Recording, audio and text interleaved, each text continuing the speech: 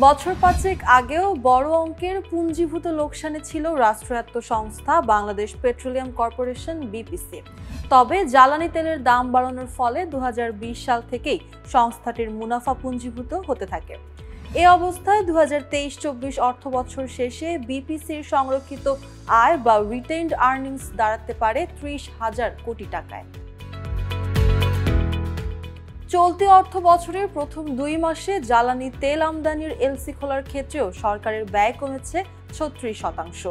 এ অবস্থায় জ্বালানি তেলের দাম উল্লেখযোগ্য পরিমাণে কমানোর কোনো ঘোষণা এখনো সরকারের পক্ষ থেকে আসেনি। বিপিসির আর্থিক প্রতিবেদন অনুযায়ী 2018-19 অর্থ বছরে প্রতিষ্ঠানটির 14,907 কোটি টাকা পুঞ্জীভূত লোকসান ছিল। পরের অর্থ বছরে লোকসান কাটিয়ে প্রতিষ্ঠানটি 7,582 কোটি টাকা সংরক্ষিত আয় রাখতে সক্ষম হয়। এরপর থেকে প্রতি বছরই বিপিসির সংরক্ষিত আয় আরও স্ফীত হয়েছে এবং 2022-23 অর্থ বছর শেষে 27,895 কোটি টাকায় দাঁড়িয়েছে। রাষ্ট্রায়ত্ত প্রতিষ্ঠানগুলোর মধ্যে আর্থিক দিক দিয়ে বর্তমানে সবচেয়ে ভালো অবস্থানে রয়েছে বিপিসি। স্বশাসিত সংস্থাগুলোর উদ্বৃত্ত তহবিল সরকারি কোষাগারে জমা দেওয়ার জন্য একটি আইন করেছিল বিগত আওয়ামী লীগ সরকার। এই আইনের অধীনে 2019-20 থেকে 2023-24 অর্থ বছরে বিপিসি সরকারের কোষাগারে 11,500 কোটি টাকা জমা দিয়েছে। 2023-24 অর্থ বছরে সরকারকে কোনো অর্থ জমা দেয়নি সংস্থাটি। 2023-24 অর্থ বছরে বিপিসি 55,738 কোটি টাকার জ্বালানি তেল আমদানি করে। গত অর্থ বছরে বিপিসি 67,27,601 টন জ্বালানি তেল বিক্রি করে, যা আগের 2022-23 অর্থ বছরের তুলনায় 8.42% কম। বিপিসির চেয়ারম্যান মোহাম্মদ আমিনুল আহসান বণিক বার্তাকে বলেন, বছরের সব সময় এলসি একরকম হয় না, এটি শুরুতেই একটু কম হয়। তাছাড়া জ্বালানি তেল আমদানিতে সরবরাহকারীদের সঙ্গে নিয়মিত যোগাযোগ অব্যাহত রয়েছে। 2-1টি কার্গো আমদানি হয়তো সপ্তাহ খানেকের মতো পিছিয়েছে। জ্বালানি তেলের মজুদের কোনোই ঘাটতি নেই। যে পলিসিতে বিপিসি জ্বালানি তেলের মজুদ সংরক্ষণ করে তা অব্যাহত রয়েছে।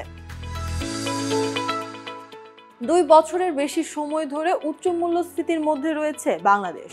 দ্রব্যমূল্যের ঊর্ধ্বগতিতে নিম্ন আয়ের পাশাপাশি মধ্যবিত্তের জীবনযাপনও দিন দিন কঠিন হয়ে উঠেছে। মূল্যস্ফীতি নিয়ন্ত্রণে সরকারের নেয়া বিভিন্ন পদক্ষেপ খুব বেশি কার্যকরী ভূমিকা রাখতে পারছে না। দ্রব্যমূল্যের ক্ষেত্রে জ্বালানি তেলের গুরুত্বপূর্ণ ভূমিকা রয়েছে। দেশে মূলত 4 খাতেই 97% জ্বালানি তেলের ব্যবহার করা হয়।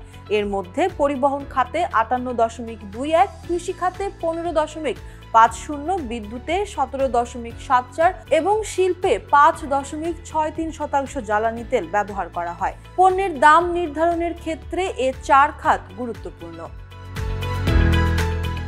এ অবস্থায় লাভের চিন্তা না করে বিপিসি জ্বালানি তেলের দাম কমালে সেটি পণ্যের দাম নিয়ন্ত্রণে সহায়ক হবে বলে মনে করছেন সংশ্লিষ্টরা। ক্যাবের জ্বালানি উপদেষ্টা ও জ্বালানি বিশেষজ্ঞ অধ্যাপক ডক্টর এম শামসুল আলম বলেন, সরকার যেসব পণ্য বা সেবার দাম নির্ধারণ করছে সেটি যৌক্তিক ও ন্যায্য কিনা তা যাচাই বাছাই করার অধিকার ভোক্তার রয়েছে। এটি বিশ্বব্যাপী স্বীকৃত। বিপিসির জ্বালানি তেলের যে দাম এবং যে প্রক্রিয়ায় তেলের মূল্য নির্ধারণ জ্বালানি বিভাগ করছে সেটি যৌক্তিক কিনা তা যাচাই করতে হবে। এজন্য প্রতি মাসে ফর্মুলা নির্ধারণ প্রক্রিয়াটি গণশুনানির ভিত্তিতে হওয়া দরকার। তাহলে সঠিক দাম নির্ধারণ করা যাবে, ভোক্তাও পণ্যটি ন্যায্য মূল্যে পাবে। বিপিসির জ্বালানি তেলের স্বয়ংক্রিয় মূল্য নির্ধারণ প্রক্রিয়ায় মোট 10 ধরনের খরচ ধরা হয়। রিফাইনারি থেকে ভোক্তা পর্যায়ে এ তেল পৌঁছাতে বিপিসির উন্নয়ন তহবিল, বিপণন প্রতিষ্ঠানকারীর মার্জিন, পরিবহন তহবিল, ডিলার এজেন্ট কমিশন সহ নানা খরচ রয়েছে। এর সঙ্গে বড় আকারের মুনাফা মার্জিনও যোগ করে বিপিসি।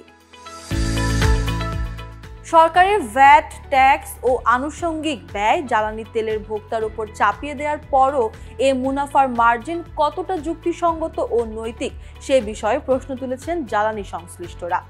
আন্তর্জাতিক বাজারের সঙ্গে মিল রেখে চলতি বছরের মার্চ থেকে জুন পর্যন্ত জ্বালানি তেলের মূল্য সমন্বয় করেছে বিগত সরকার। স্বয়ংক্রিয় মূল্য নির্ধারণ ফর্মুলায় দাম নির্ধারণের লিটার প্রতি ডিজেল, কেরোসিন, পেট্রোল ও অকটেনের কিছু মাত্রায় ওঠানামা করেছে।